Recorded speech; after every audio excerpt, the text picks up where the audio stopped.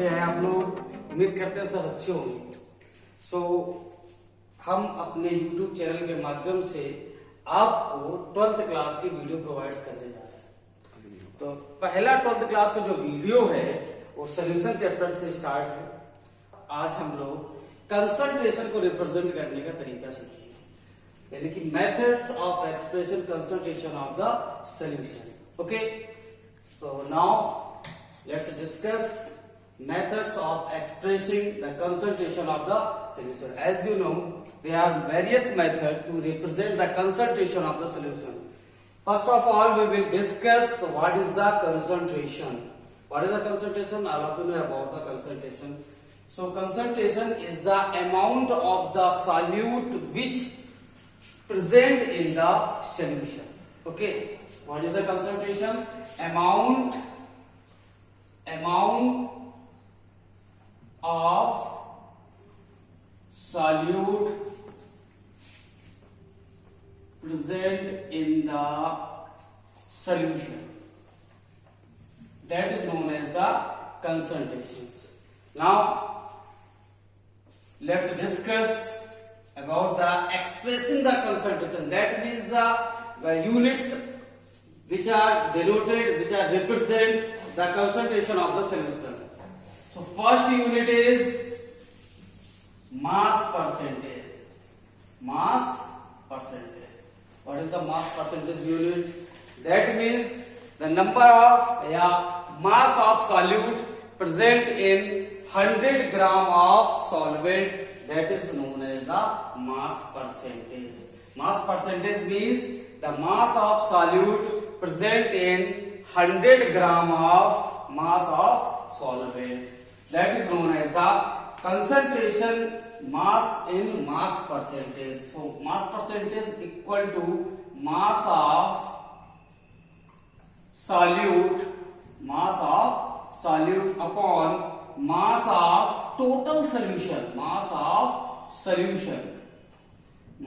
solution into 100. अब 100 का multiply क्यों किया? क्योंकि यहाँ हम लोग परसेंटेज से डिनोट कर रहे हैं। अगर परसेंटेज नहीं डिनोट कर रहे होते तो फिर हम यहाँ पर 100 का मल्टीप्लाई नहीं करते। ओके, सेकेंड यूनिट है volume percentage. So volume percentage means volume of solute upon total volume of solution. Now next, mass by volume percentage या mass upon volume percentage. आप लोग इसे m upon v परसेंट भी लिख सकते हो. mass upon volume percent का meaning है, सेंस यहाँ पर ये the mass of solute present in 100 ml of the solution.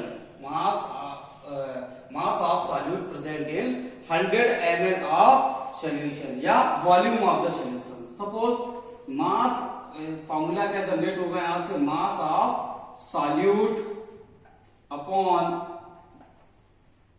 Volume of solution into 100.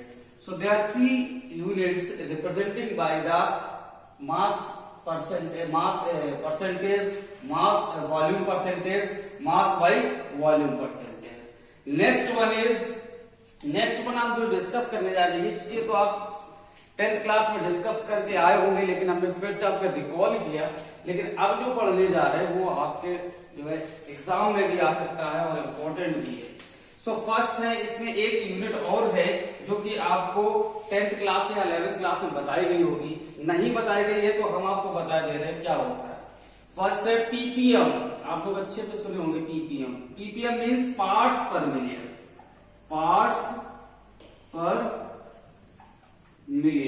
So parts पर मिलियन की यूनिट क्या होगी? Number of parts of component present in 1 million of the solution, यानी 1 million part of the solution, यानी कि 1 million part solution में total number of components, यानी कि कंपोनेंट्स का मीन सॉल्यूट की बात कर रहे हैं यहाँ पर, उसका जो रेशियो होगा उसे क्या बोलेंगे हम लोग? पीपीएम यूनिट कहेंगे. तो इसका फॉर्मूला क्या बनेगा? Number of parts number of parts of component upon total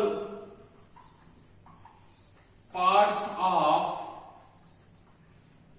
component of the solution।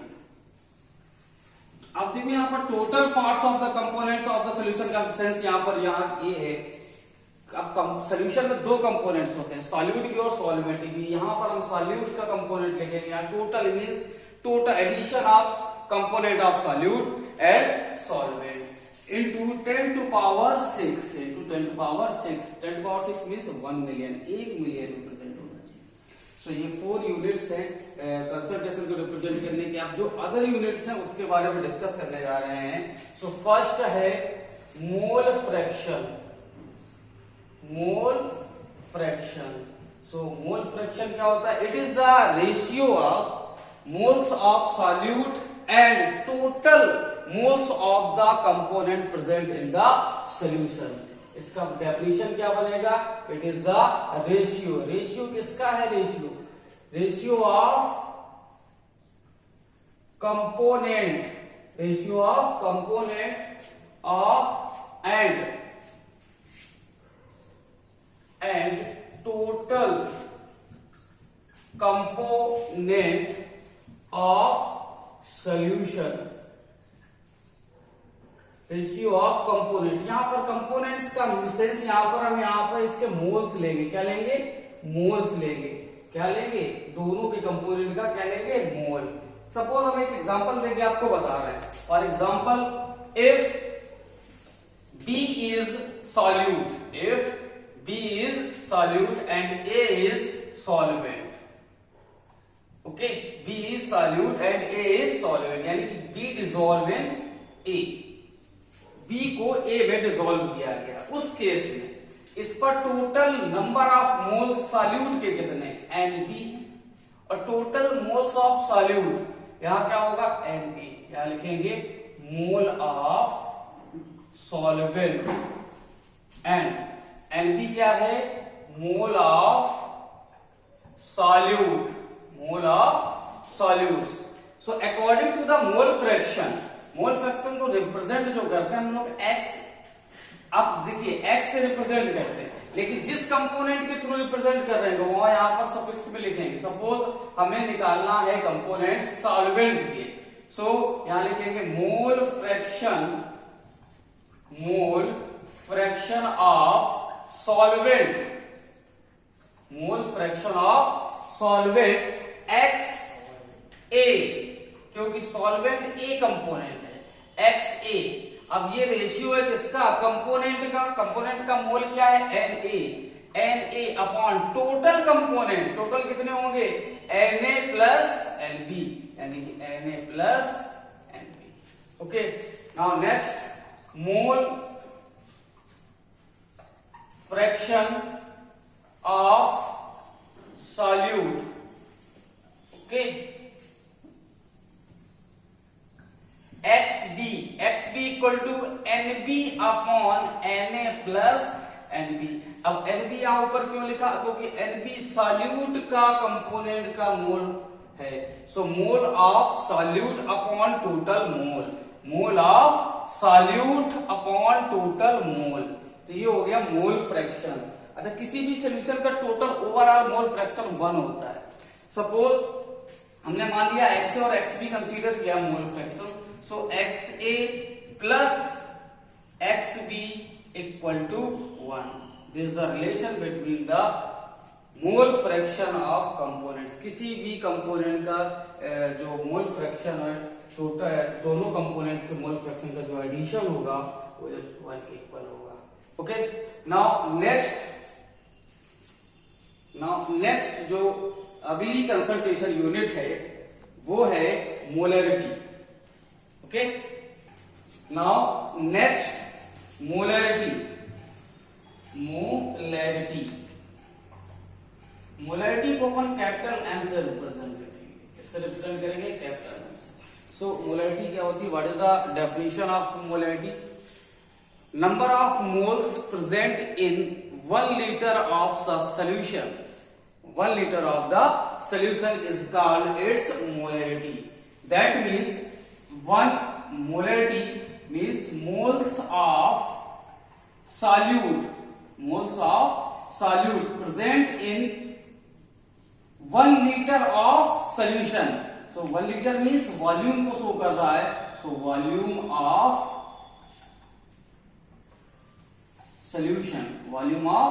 Solution in litre. यहां पर आप लिख दीजिए ब्रैकेट में इन लीटर, यानी कि 1 लीटर सॉल्यूशन में जितने भी सॉल्यूट के मोल प्रेजेंट होंगे वो उसकी मोलरिटी कही जाएगी. ओके, तो प्रॉपर डेफिनेशन क्या है? The total number of moles of solute present in 1 litre of the solution, that is called its molarity. Okay, now next molarity. And पहले इस मोलैरिटी से पढ़ने से पहले हम इसके यूनिट के बारे में डिस्कस कर लेते हैं, क्योंकि कभी कभी एग्जाम में ऑप्शनल में क्वेश्चंस पूछ देता है what is the unit of molarity. हालांकि बहुत डिफिकल्ट नहीं है, आप समझ सकते हैं. मोल्स ऑफ सॉल्यूट के मोल्स की यूनिट क्या होगी? मोल. ओके, मोल की यूनिट तो मोल ही होती है. आप लोगों ने फिजिक्स में पढ़ा होगा. क्वांटिटी ऑफ सब्सटेंस की जो यूनिट होती है वो मोल होती है. वॉल्यूम ऑफ सॉल्यूशन, वॉल्यूम की यूनिट क्या होती है? Litre.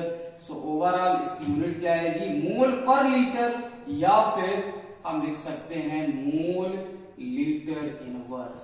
Okay, mole litre inverse. Okay, यहाँ थोड़ा सा हम कंप्लीट डिस्कशन कर लेते हैं.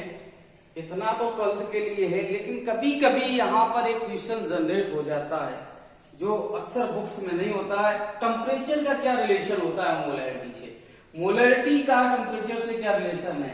न्यूमेरिकल्स में कभी कभी दे देगा कि टेम्परेचर इंक्रीज करेंगे तो मोलैरिटी में क्या चेंज आएगा. सो टेम्परेचर इंक्रीज करेंगे तो मोलैरिटी डायरेक्टली प्रोपोर्शनल होगी, मोलैरिटी भी इंक्रीज होगी. दैट मीन्स टेम्परेचर इंक्रीज, ये सिंबल जो आपको दिख रहा है इंक्रीज करने का बना रहे हैं. टेम्परेचर को अगर इंक्रीज करेंगे सो मोलैरिटी भी क्या होगी? मोलैरिटी इंक्रीज होगी या डिक्रीज होगी, ये चेंज होगी. ओवरऑल मोलैरिटी क्या होगी? चेंज होगी, क्योंकि डिक्रीज भी हो सकती है और इंक्रीज भी हो सकती है. उसका रीजन क्या है? अगर हम रीजन पढ़ते हैं मोलैरिटी क्यों चेंज होती है, मोलैरिटी चेंज नहीं होगी, मोलैरिटी चेंज होगी. रीजन क्या है उसके पीछे? टेम्परेचर फ्लैक्चुएट अगर होगा, टेम्परेचर अगर फ्लैक्चुएट होगा तो वॉल्यूम भी फ्लैक्चुएट होगा, क्योंकि molarity is volume dependent property. So that is why molarity temperature dependent quantity. So this is the reason when we increase the temperature, volume is also increase. अगर volume increase होगा, देखो ये inverse relation है इनका. अगर volume increase होगा तो molarity, अगर ये कांस्टेंट है मोल ऑफ सॉल्यूट, तो अगर ये कांस्टेंट है वॉल्यूम इंक्रीज हुआ तो ये भी क्या होगी? डिक्रीज होगी. दोनों के बीच में कैसा रिलेशन है? इनवर्स. टेम्परेचर इंक्रीज करेंगे सो जो वॉल्यूम होगा, वॉल्यूम भी क्या होगा? इंक्रीज होगा. वॉल्यूम इंक्रीज होगा तो मोलैरिटी डिक्रीज होगी. अगर टेम्परेचर कम करेंगे, वॉल्यूम कम करेंगे तो मोलैरिटी भी क्या होगी? डिक्रीज होगी. ओके, नाउ नेक्स्ट डिस्कस कर लेते हैं. Now next molarity. So what is the proper definition of molarity? Molarity, not molarity. Molarity means total number of solute present in 1 kg of solvent, that is known as the molarity of the solution. यानी कि हम लोग जहां पर volume ले रहे थे molarity में, वहां पर क्या लेंगे? मास लेंगे. इसमें केजी में, तो वो उसको क्या बोलेंगे? मोलैरिटी बोलेंगे. Means overall molarity equal to mole of solute, mole of solute upon mass of solution, mass of solution in kg. kg में solution को अगर हम मेजर करेंगे.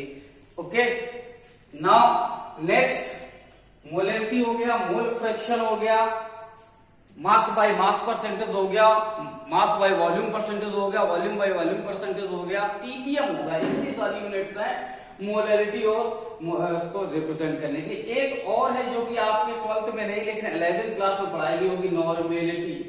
नॉर्मेलिटी क्या होता है? नॉर्मेलिटी मींस इसको एन से रिप्रेजेंट करते हैं.